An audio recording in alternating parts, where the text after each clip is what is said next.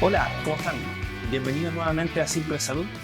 En esta oportunidad tenemos una nueva conversación respecto de temas de salud en simple para ustedes y tenemos un gran invitado. Hoy nos acompaña Jorge Tapia, él es gineco-oncólogo de la Clínica Ávila en Santiago de Chile y con él vamos a tener una conversación sobre algunos temas específicos de cáncer, de salud femenina.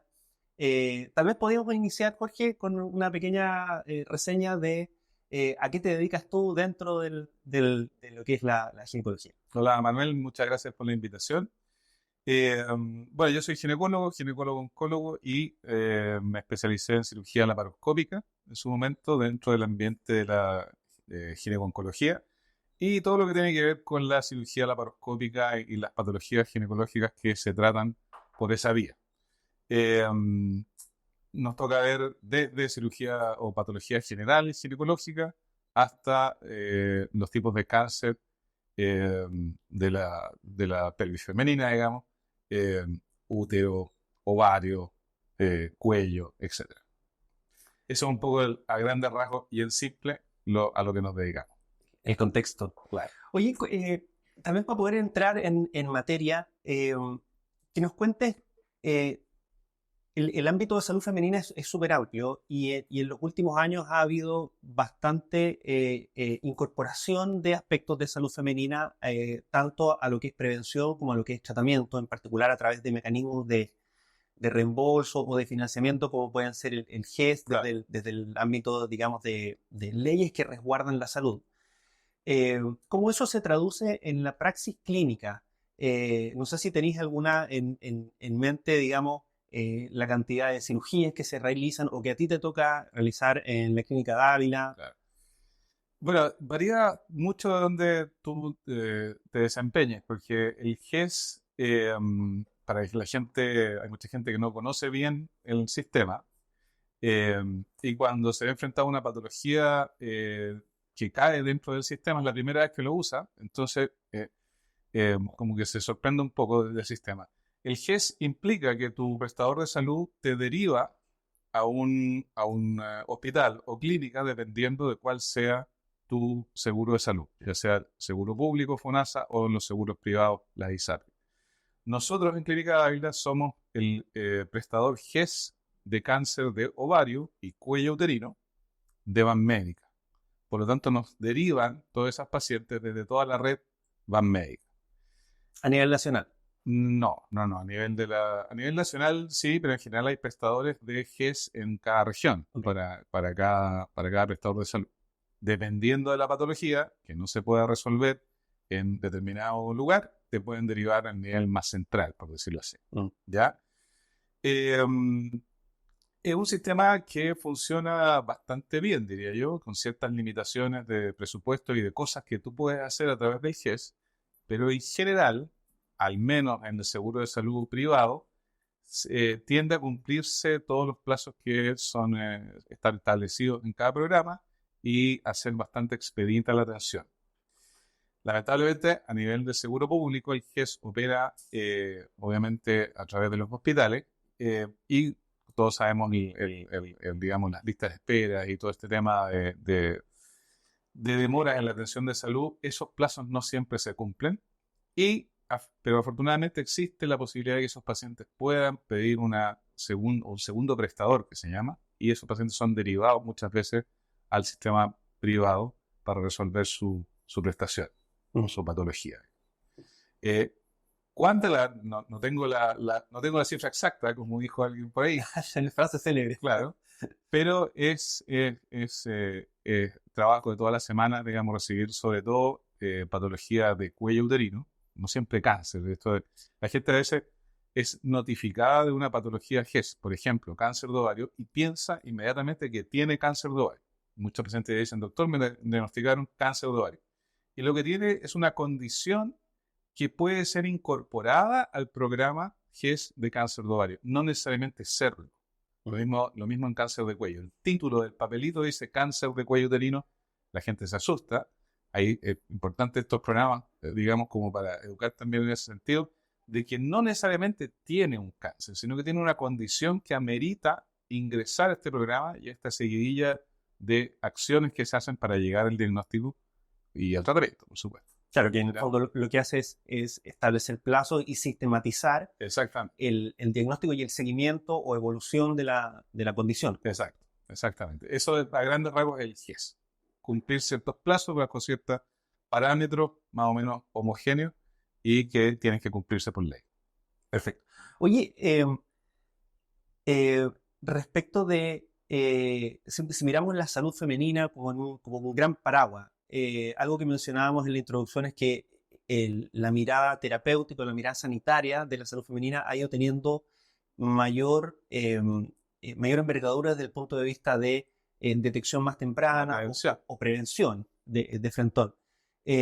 Respecto de las patologías que te toca ver a ti o de las pacientes que te toca controlar a ti, ¿cuáles de esas iniciativas o líneas de trabajo efectivamente tienen un impacto en las pacientes que tú atiendes? ¿Y cómo ha cambiado esto en la praxis que te ha tocado a través de los años? Claro, las 3 grandes patologías oncológicas que vemos, al menos en clínica Ávila, ¿no? En ginecólogo, es ovario, endometrio, cuello uterino. Y se comportan, son patologías totalmente distintas. El comportamiento biológico y los factores de riesgo de esas enfermedades son distintas. El cáncer no es una enfermedad, son un montón de distintos tipos de enfermedades que obedecen a distintos factores de riesgo, a distinta carga genética, si se quiere llamarlo de esa manera, y por lo tanto de distintos tipos de prevención. Por ejemplo, cuello uterino, hoy por hoy, Chile pasó de números de país subdesarrollado a país desarrollado por todo el programa que se ha generado a lo largo de los años de prevención, primero con el Papa Nicolau, ¿no es cierto? Y en los últimos años con la incorporación de este test, que es una PCR de virus papiloma. Es la misma PCR del COVID, pero a nivel de cuello uterino. ¿Y para qué? Para detectar el virus que genera el cáncer de cuello. Entonces ya tenemos una primera diferencia con el resto. El cáncer de cuello uterino se desarrolla por la acción de un virus que se adquiere en el cuello uterino. Y eso ha mejorado, va a mejorar junto con la vacuna. No sé si, bueno, para que la gente sepa, hace algunos años también se incorporó la vacuna del DPH o virus papiloma en los colegios. Por lo tanto, esperamos que en los próximos años el cáncer de cuello sea anecdótico, ¿ya? Pero eso todavía queda tiempo. El endometrio tiene que ver mucho con los hábitos de vida de las pacientes. El cáncer de endometrio se asocia fuertemente a obesidad, por ejemplo. Entonces no tiene nada que ver con cuello, que tiene que ver con un virus, sino que tiene que ver con, en gran medida, obviamente hay otros factores de riesgo, con obesidad. Ovario no tiene que ver ni con virus ni con obesidad. Ovario tiene que ver con una fuerte carga genética. Quizás por ahí la gente habrá oído hablar del caso de Angelina Jolie, que se operó, se hizo una mastectomía, y no recuerdo si se hizo una oforectomía, sacar los ovarios, sacar las mamas, los pechos, el seno, porque tiene una mutación en un gen que hace que la probabilidad de desarrollar esos cánceres sea mucho mayor.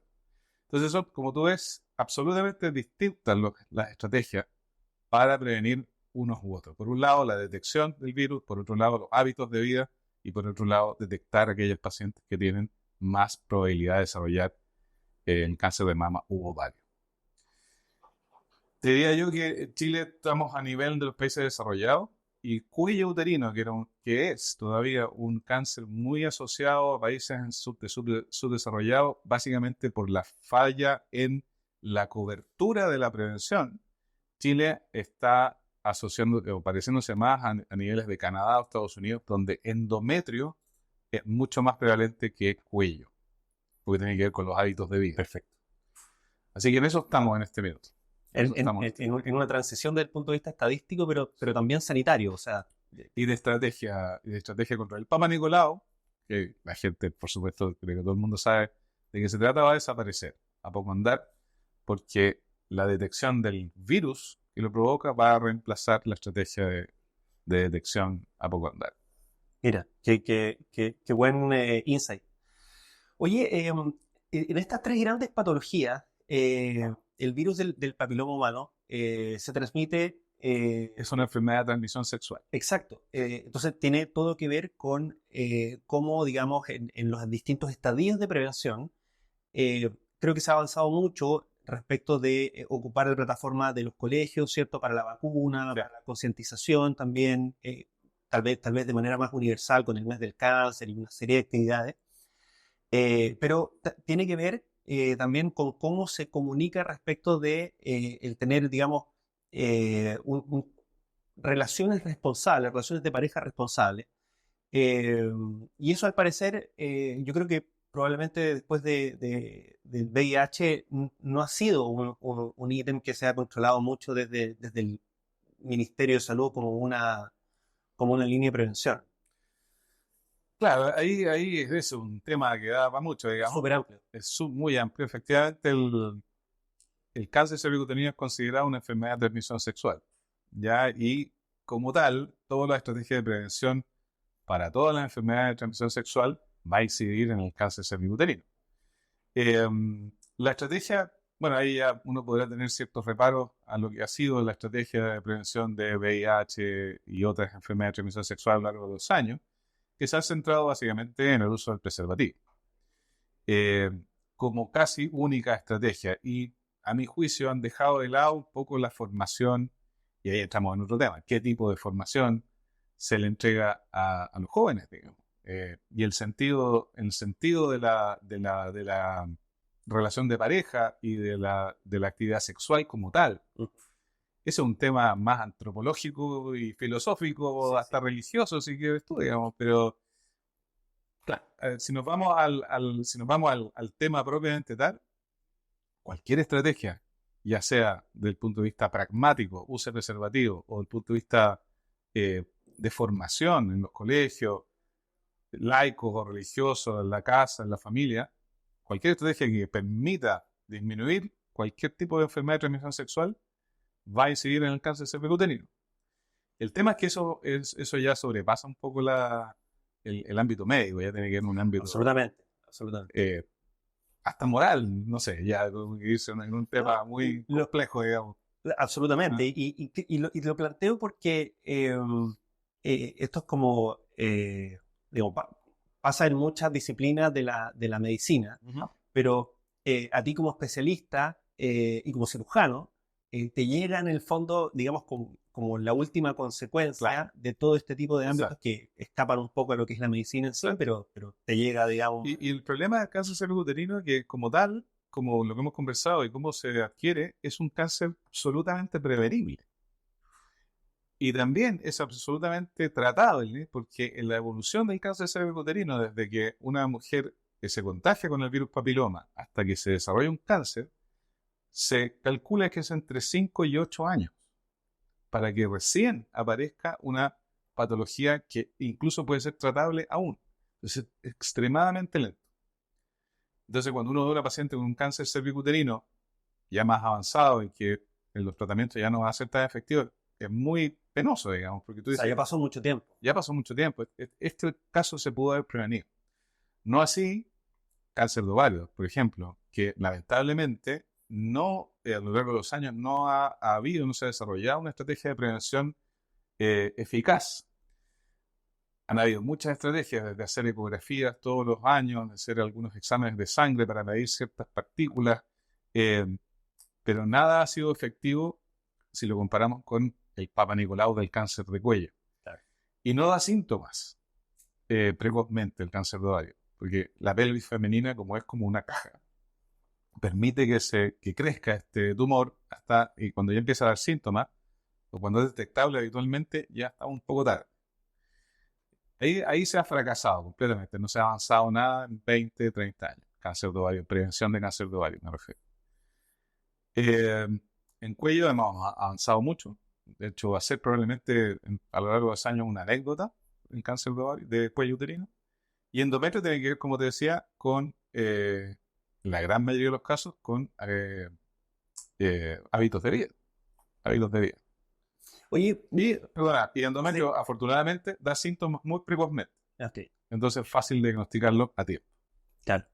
Oye, nos vamos a saltar a otro tema que tiene que ver más de lleno en lo que es tu día a día, y es cuáles son, en virtud de estas tres patologías, el rol o el beneficio de la técnica de la laparoscopía como, digamos, como herramienta del arsenal quirúrgico con el cual se cuenta para el tratamiento, digamos, Sí. del cáncer ya o de la patología en un estadio severo. La cirugía laparoscópica está dentro de lo que llamamos en medicina la cirugía mínimamente invasiva, que tiene que ver con recuperación temprana del paciente, menos dolor, vuelta rápido a las actividades habituales, incisiones que o no se vean o sean muy pequeñitas. Ese es como el concepto de la cirugía mínimamente invasiva. Y en cáncer ginecológico ha habido varias etapas. Hoy por hoy el único cáncer ginecológico que se sigue tratando cuando es quirúrgico por vía laparoscópica es cáncer de endometrio.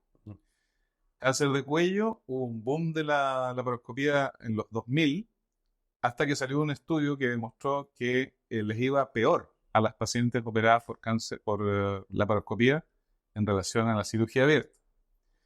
Por una serie de temas técnicos que es difícil de explicar en pocas palabras, pero se volvió a la cirugía abierta. Y en ovario, como te decía, que el ovario crece y crece hasta que da síntomas, ya es un tumor más o menos expandido. Habitualmente, ovarios se diagnostican en etapas tardías. La cirugía laparoscópica no tiene un rol, porque no permite hacer la cirugía que hay que hacer. Tiene un rol diagnóstico. Por lo tanto, lo usamos mucho en endometrio, lo usamos mucho en patología benigna, absolutamente. O sea, tiene la cirugía abierta en patología benigna de ginecología, está en retirada, y tiene un rol diagnóstico muy importante. ¿Ya? Así que eso es como para lo que usamos la laparoscopía en cáncer ginecológico. Oye, ¿y las iniciativas de cobertura en el caso de GES contempla la técnica de laparoscopía? No la contempla. No. Okay. Y que además GES, de los 3 cánceres que te mencioné, el único que es GES es cuello, cuello uterino. Endometrio no es GES, y ovario, cuello y ovario. Y el único que se trata con laparoscopía es endometrio, que no es GES. Entonces no está dentro de las alternativas. Perfecto. Oye, y entrando en los hábitos contemporáneos, los hábitos de vida, que también es otro ámbito que impacta a la salud femenina que está en permanente cambio. Estas son, en el fondo, puras tendencias que van, Sí. que van expresando distintas conductas y esto incide en la salud. ¿Cuáles son aquellos estilos de vida o aquellos hábitos del estilo actual de vida que inciden en las patologías que tú controlas? En la patología oncológica, ¿es cierto? Sí. Bueno, hay algunos que, o sea, están muy asociados a ciertos aspectos de la vida cotidiana. O sea, el cáncer de cuello uterino tiene que ver con lo que hablábamos sobre la prevención de cualquier enfermedad de transmisión sexual. Tiene que ver con eso.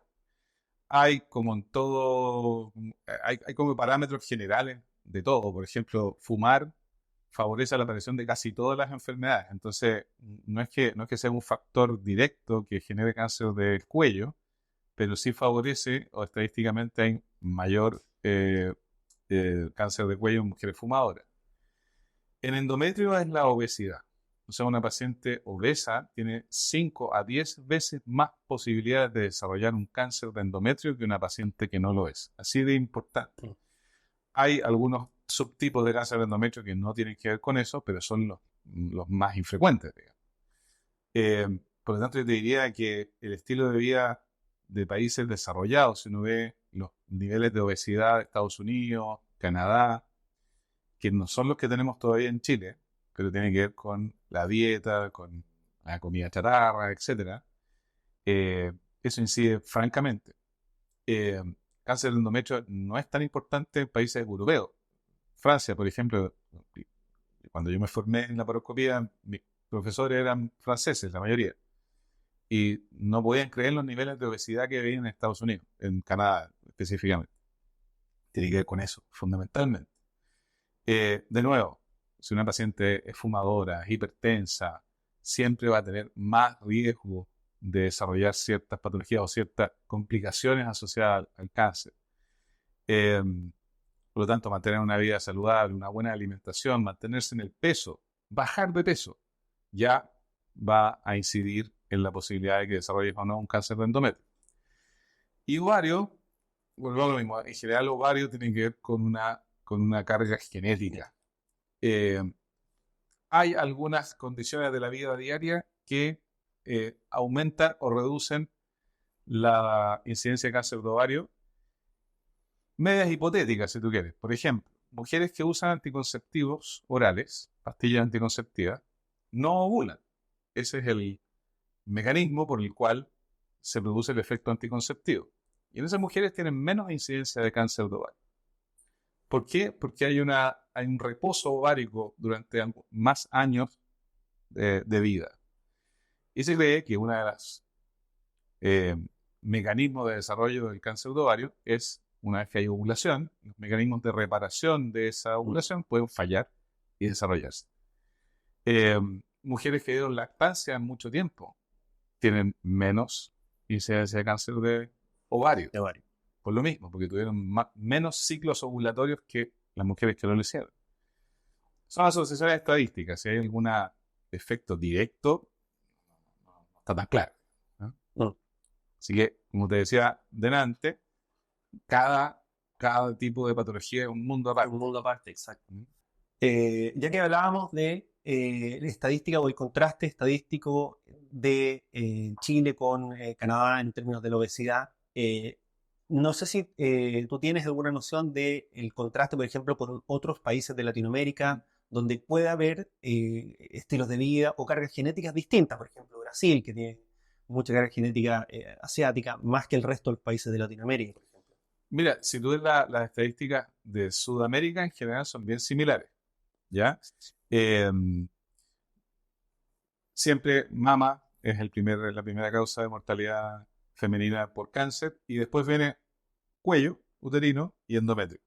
Ovario, afortunadamente, es menos frecuente, tema estadístico. Y endometrio y cuello van peleando ahí el segundo o tercer lugar dependiendo de ciertos factores locales.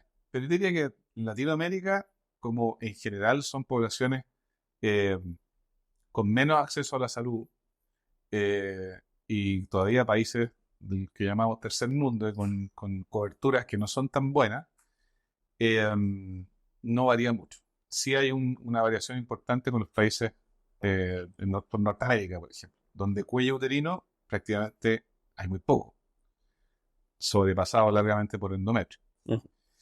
Pero mama sigue siendo la primera causa de muerte por cáncer ginecológico. Perfecto. Oye, y de estas, tal vez alguna recomendación que puedas hacer tú en virtud de la conciencia o del autocuidado o del autoexamen eh, en estos tres ámbitos de ya sea cáncer de ovario, cuello uterino o endometrio. Sí. Mira, de nuevo depende de cada tipo, pero si uno quisiera hacer una recomendación que involucrara a todos los cánceres ginecológicos, es un control ginecológico anual. Y también un control frente a síntomas poco habituales, precoz. No esperar a que ese dolor raro que no tenía hasta hace un mes y que ya llevo 2 meses, no esperar ese tiempo, consultar precozmente. Sobre todo cáncer de ovario, como te decía, da síntomas tarde. Eh, Cáncer de endometrio, en general, es una patología de mujeres de la posmenopausia. O sea, es mucho menos frecuente en mujeres que no han tenido la menopausia. Por lo tanto, las pacientes consultan precozmente. Ya no tenían su menstruación, vuelven a sangrar y eso asusta y hace que vayan al doctor. Por lo tanto, el cáncer de endometrio es de detección precoz. Y en términos de cuello, esa paciente que tiene un BPH negativo, la probabilidad de que desarrolle un precáncer a 5 años es mínima. Por lo tanto, el solo hecho de hacerse su control y que le salga normal le da cierta seguridad a 5 años. Englobando las tres cosas, un control anual es altamente recomendable para poder prevenir y diagnosticar precozmente. Mm. Oye, y desde el punto de vista de eh, potenciar la especialización de profesionales de la salud, ¿ves alguna oportunidad o alguna tendencia específica ahí? Te hago la pregunta porque o sea, hay ciertas áreas terapéuticas que van teniendo como booms o espirales de desarrollo más acelerados, dependiendo de las distintas décadas o dependiendo del avance de la tecnología terapéutica en esa área. ¿Cómo está hoy el área de la gineco-oncología? En términos de desarrollo de especialización, dices tú. De especialización, pero por sobre todo de especialistas, o sea, de generar mayor presencia de especialistas para el tratamiento. Bueno, lo que pasa es que Chile tiene un problema geográfico que incide, digamos, directamente en cómo se distribuyen los especialistas en el país. Porque uno puede tener las mejores intenciones de desarrollarse como gineco-oncólogo, como cualquier especialidad, y ir a vivir a Coyhaique, por decir algo, donde eventualmente va a tener un caso al mes. Entonces, desde el punto de vista de estrategia organizacional, si tú quieres, desde el nivel central, tener especialistas que puedan resolver todos los temas en todas las regiones es inviable, mirándolo fríamente. Entonces, lo primero es que lamentablemente nuestra geografía no nos permite tener un acceso expedito del paciente que vive en lugares extremos. Y tenemos una limitación ahí que, bueno, no tengo cómo, no se me ocurre cómo resolverla, digamos, porque habría que enrollar el país para que todo el mundo estuviera cerca de centros de referencia, pero lamentablemente el paciente que vive en un lugar extremo siempre va a tener menos acceso al especialista que el que vive en un centro urbano mayor. La tendencia desde el punto de vista de la especialización, hoy por hoy, siempre es la cirugía mínimamente invasiva. El cáncer en general es una patología que no es tan frecuente. Nosotros lo vemos porque somos especialistas, nos derivan los casos, digamos. Pero si tú lo ves en el global, el cáncer no es una patología frecuente comparado con otras cosas. Por lo tanto, hacia dónde va la especialización, en general a la cirugía mínimamente invasiva. Cirugía, hay varios tipos, digamos. En este caso estamos hablando de la laparoscopia, que es una de las técnicas que existen. Yo creo que especialistas hay en Chile, muy buenos. Y como todas las especialidades están concentradas, en la medida que tú te alejas de la región metropolitana, van disminuyendo estas especialidades. Pero no por un tema de que es solamente económico, si tú quieres. Es que nos sacas mucho con tener un neurocirujano hiperespecialista en un tipo de tumor cerebral en un pueblo extremo, donde va a haber un caso al año, probablemente. Claro. ¿Te fijas? Entonces, ese es el gran problema que tenemos en Chile. ¿Cómo organizarse para que los pacientes todos tengan acceso rápido a salud de alto nivel? Y es un tema complejo por la forma que tenemos en Chile, geográfica. Sí, geográfica. Y aparte, dentro de la geografía, cómo se concentra la población en los centros urbanos. Exacto. Oye, solo agradecer tu presencia. Yo creo que a quienes nos acompañan a través de YouTube o de Spotify, hemos logrado tocar varios temas y poder aterrizar pildoritas y poder aterrizarlo a recomendaciones y aspectos súper concretos de la prevención, del autocuidado, del seguimiento de las patologías. Así que agradecerte nuevamente por la presencia y dejarte el micrófono abierto por cualquier anuncio, llamado, convocatorias. Sí, bueno, no, yo las gracias las doy yo. Siempre es importante tener los espacios como para dar un poco de información en palabras simples, como dice el programa, el podcast. Ya estoy aprendiendo la terminología.